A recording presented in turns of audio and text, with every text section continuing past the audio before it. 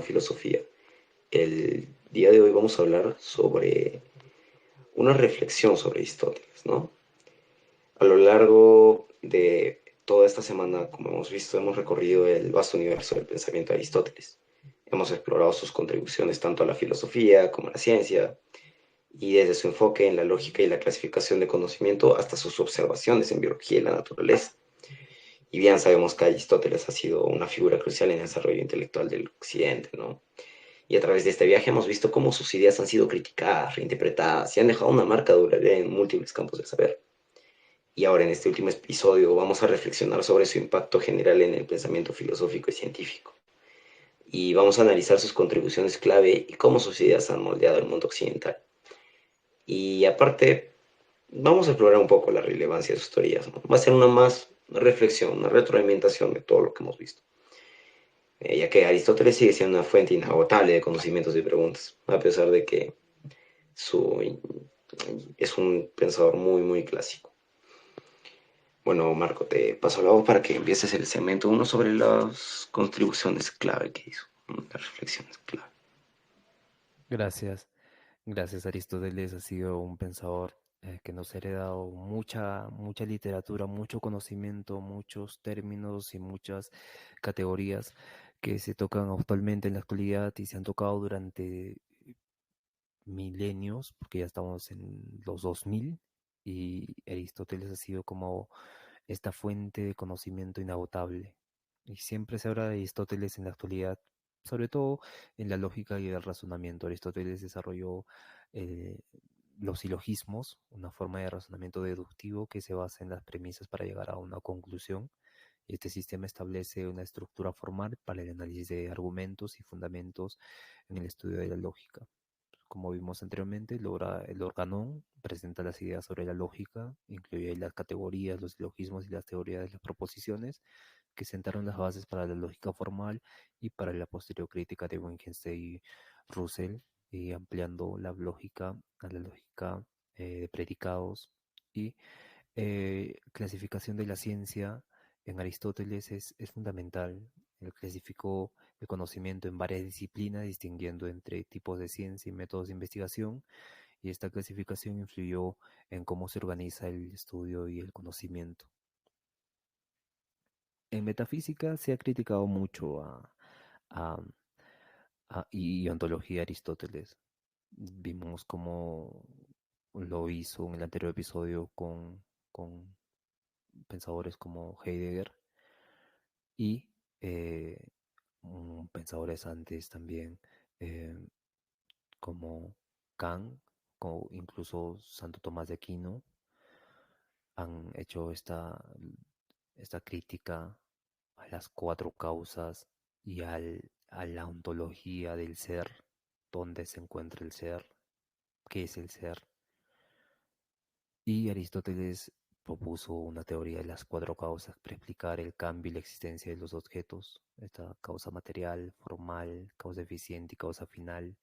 Y esta teoría sigue siendo relevante en la filosofía de la ciencia y en debate sobre la causalidad, porque en Heidegger la causalidad se pierde.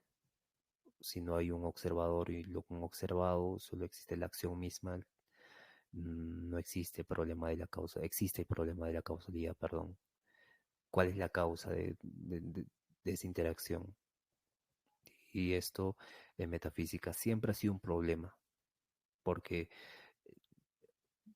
en Aristóteles no se habla de la existencia de Dios, pero con los neoplatónicos y con este tipo de sincretismo entre la escolástica y perdón, la teología y el aristotelismo que se dio en el escolasticismo, ya se da esta calma, ¿no? La causalidad la daba Dios antes, en la patrística, pero en los pragmáticos y los empiristas ingleses ya no está esa referencia a Dios como causa principal de todas las cosas. Y esto en la actualidad trae un problema, ¿no? Porque la sociedad se divide entre personas que creen y no creen, y esto hay un conflicto.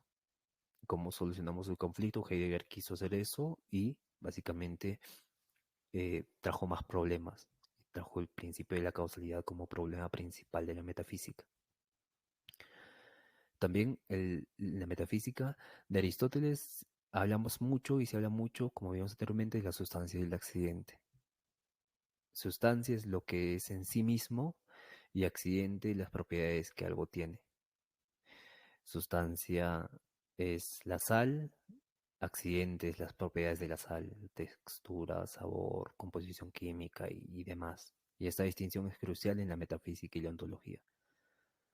Aquí ya nos habla de esta parte dualista del conocimiento, ¿no? De las cosas que son en sí mismas y de las cosas que nosotros por accidente las conocemos como las propiedades. Y aquí básicamente la herencia la tenemos con Kant, que nos dice del mundo nouménico, las cosas en sí mismas que no podemos conocer y el fenómeno que es lo aparente, lo que sí es perceptible para nosotros mismos, lo que sí podemos conocer porque tenemos ciertos a priori en el conocimiento que determinan que yo pueda conocer esa cosa y la determino en categorías y esa categorías pasa de la forma lógica a la forma ontológica, o sea, la forma existente del mundo y esto hace que te haya hoy un conocimiento de ese objeto por medio del juicio.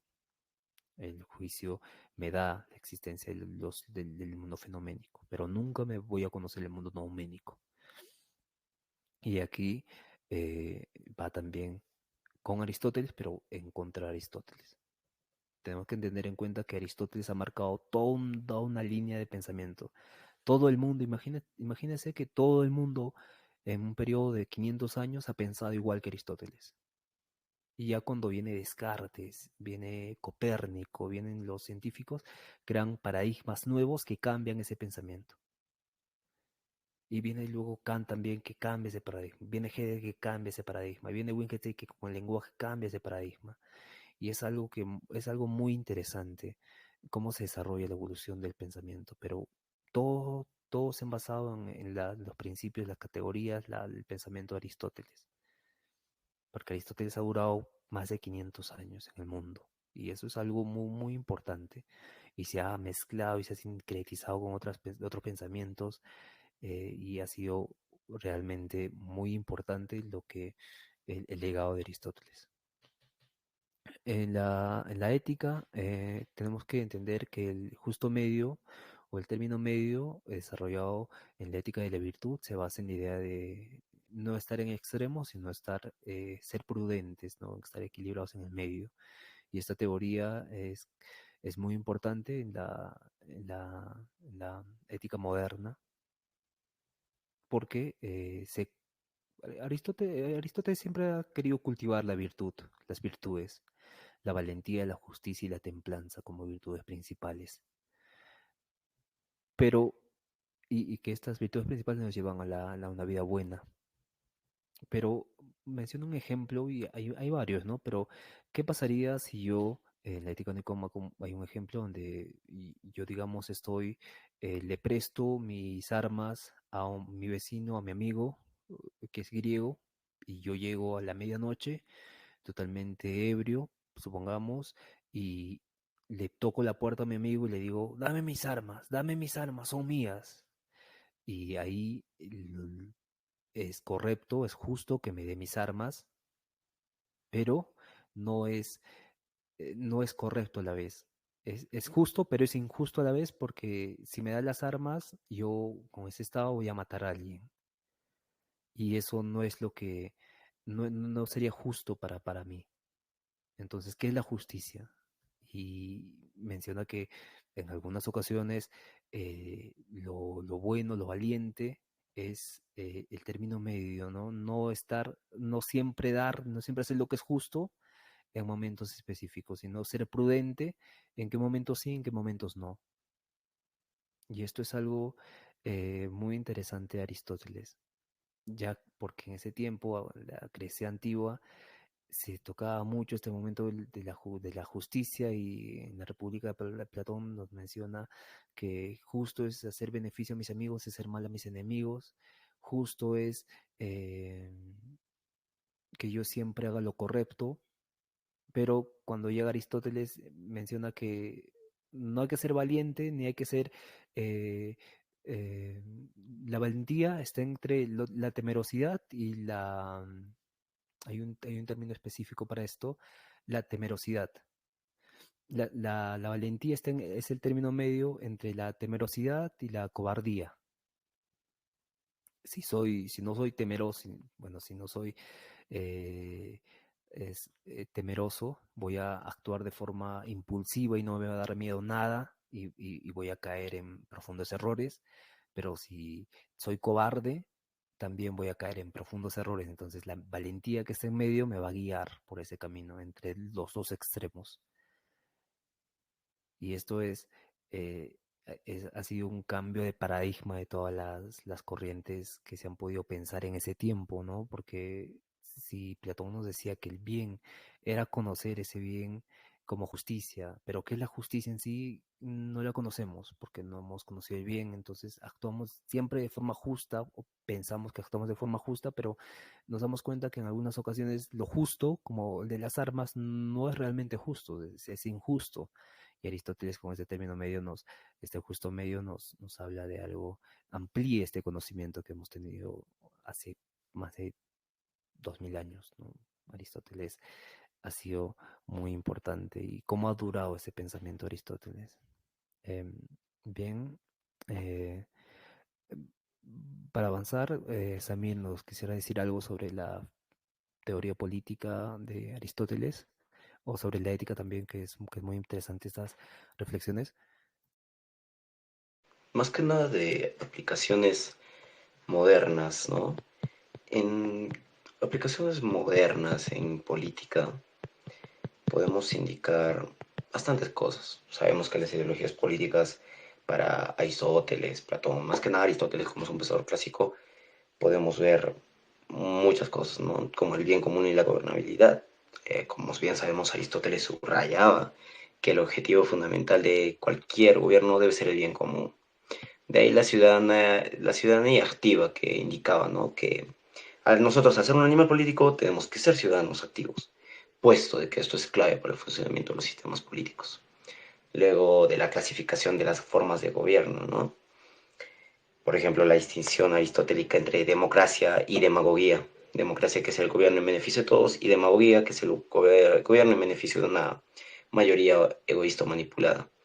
Puesto de que estos dos son aplicables a las críticas actuales sobre la manipulación populista que tienen algunos gobiernos o algunos políticos que se creen democráticos, pero sin embargo son o muy democráticos o muy demagogos, ¿no? El temor de Aristóteles permanecía en eso, a que la democracia se degrade en demagogía. Y eso es relevante ahora, en que una discusión sobre el auge de los líderes populistas y el uso de la retórica divisiva, totalmente divisiva, para ganar poder político entre la gente. Ahí entra la justicia y la equidad también, el gobierno mixto, la educación para la virtud y muchos aspectos que Aristóteles agarra como puntos fundamentales. Sabemos que las ideas políticas de Aristóteles continúan teniendo una vigencia sorprendente en las democracias modernas. Su visión del bien común, la justicia, la ciudadanía activa y la educación para la virtud van a seguir siendo un marco útil para reflexionar sobre las responsabilidades del Estado y el papel de nosotros como ciudadanos, nosotros como animales políticos en una sociedad democrática. Además, su análisis de las formas de gobierno y la necesidad de un gobierno mixto para nosotros garantizar la estabilidad y la justicia. Se llega, nos damos cuenta que se llega a reflejar en los sistemas políticos contemporáneos, que netamente busca evitar la concentración de poder y lo que actualmente perece o tiene nuestro gobierno, que es la corrupción. Con eso yo llegaría a concluir una reflexión de todo el pensamiento de Aristóteles en vista política.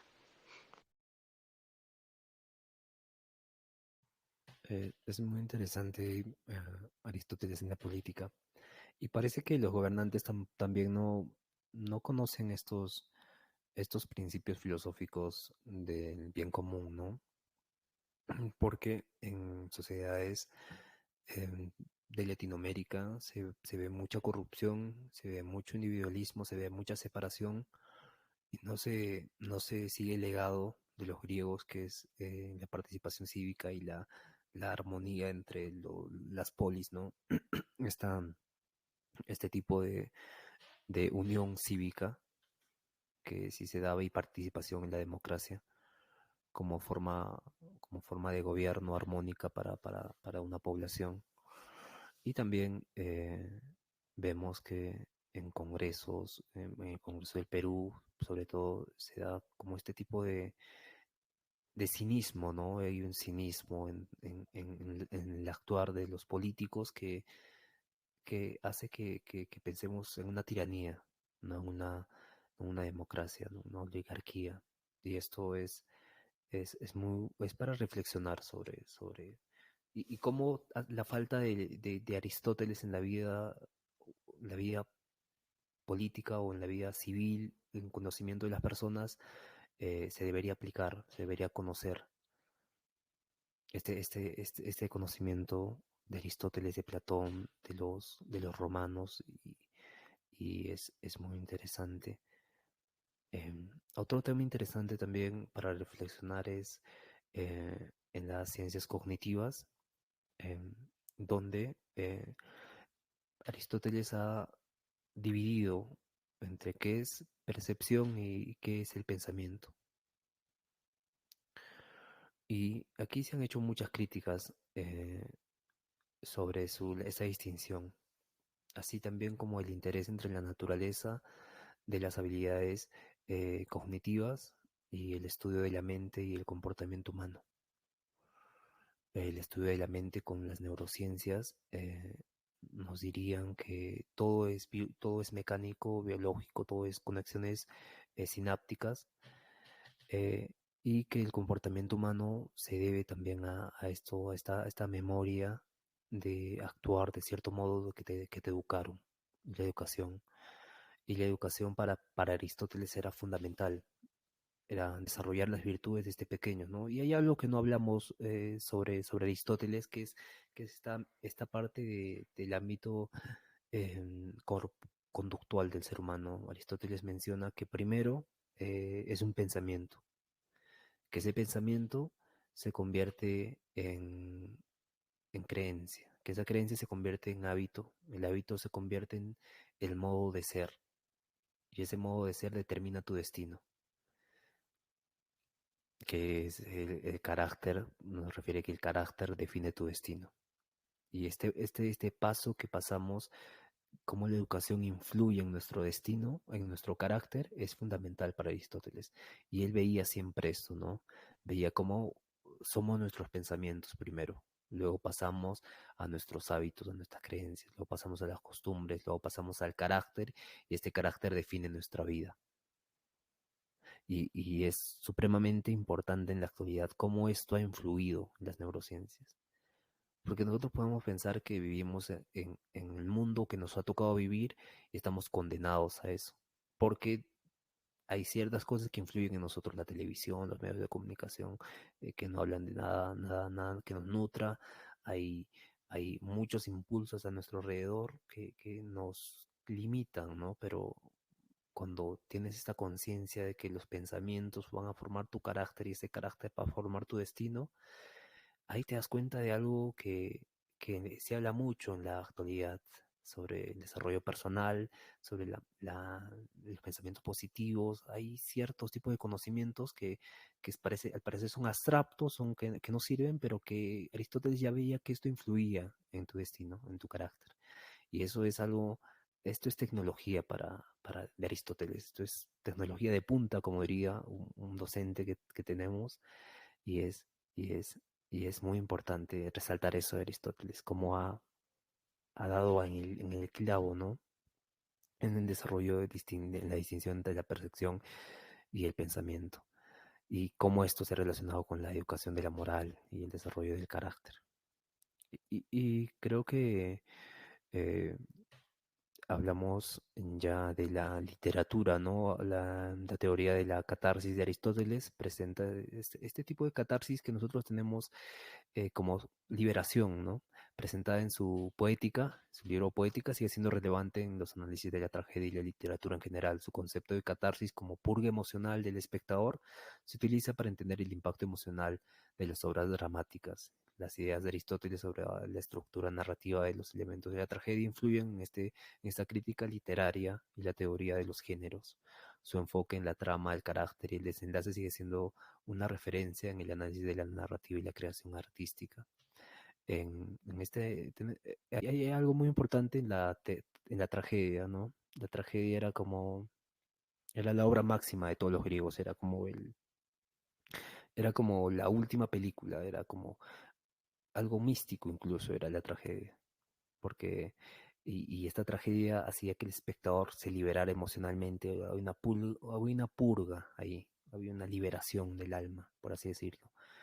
Y Aristóteles ha hecho ha presentado en su libro La Poética esta tragedia como un análisis, igual que hacía con todas las ciencias, ha hecho un análisis de la tragedia, porque antes la tragedia solo era, era algo que se veía, que no se analizaba, que no se estudiaba, y al estudiar Aristóteles la tragedia se ha dado cuenta que de esta liberación del espectador, de esta liberación emocional, y bueno, y esto ha sido importante para el desarrollo también del estudio de la literatura, de la crítica literaria y las aplicaciones de las artes en la vida humana, cómo afectan estas artes en la vida emocional del ser humano. Bueno, las ideas de Aristóteles han dejado una marca indeleble en la filosofía y en la ciencia moderna. Su enfoque en la lógica, la ética, la política, la biología y la estética siguen siendo relevantes en el pensamiento contemporáneo, y las aplicaciones modernas de sus ideas muestran cómo sus principios fundamentales se han adaptado y evolucionado para enfrentar los desafíos actuales, manteniendo su influencia en el desarrollo del conocimiento y la práctica en diversas disciplinas. El legado de Aristóteles continúa inspirando a filósofos, científicos y académicos en busca de comprensión y también de la excelencia en el desarrollo de las virtudes. Es muy importante Aristóteles. Tal vez Amir nos quiera dar una reflexión final o hablar de un aspecto que no hemos tocado también. Sería muy interesante analizar. Claro, Marco. Bien sabemos que las obras de Aristóteles siguen siendo un faro de pensamiento en nuestra nueva filosofía, neocontemporaneidad, que yo lo llamo así. Su insistencia en el bien común, en la metafísica, en distintas ciencias, es bastante importante. Y darnos cuenta de todos estos aspectos es darnos cuenta de qué tan importante llegan a ser algunos pensadores para la actualidad. Como bien sabemos,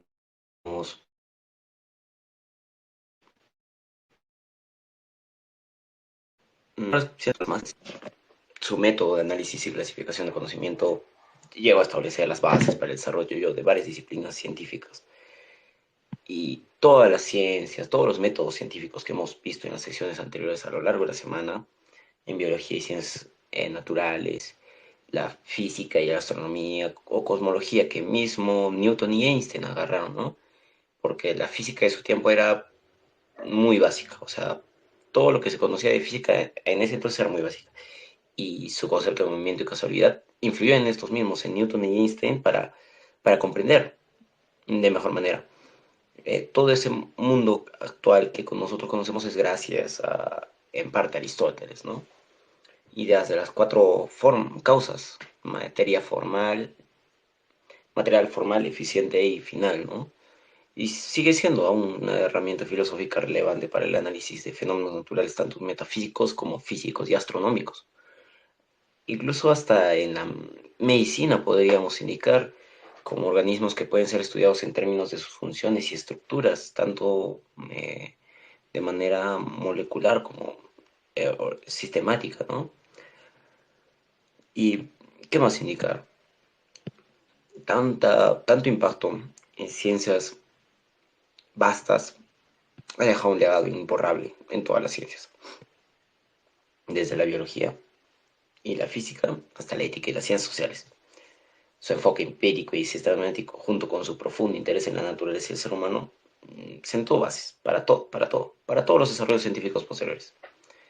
Sabemos que algunas fueron superadas, pero el método de los principios nunca se borra. Siguen siendo excepcionales. La influencia de Aristóteles en las ciencias es un claro testimonio, un claro ejemplo de su genio como pensador, y su relevancia infinita sigue viva en la investigación y la práctica científica actual, hoy en día. Gracias, Amir. Es muy interesante reflexionar sobre Aristóteles, y más aún en sociedades que no han desarrollado un pensamiento filosófico que profundice en los temas de el bien común, la política, la ética, las ciencias naturales, la lógica y demás testimonios. Entonces, vamos a anunciar el próximo episodio, que va a ser el estoicismo. La filosofía práctica se le conoce a este tipo de filosofía estoica, ¿no? Vamos a hablar del estoicismo y de Epicuro, que es el creador.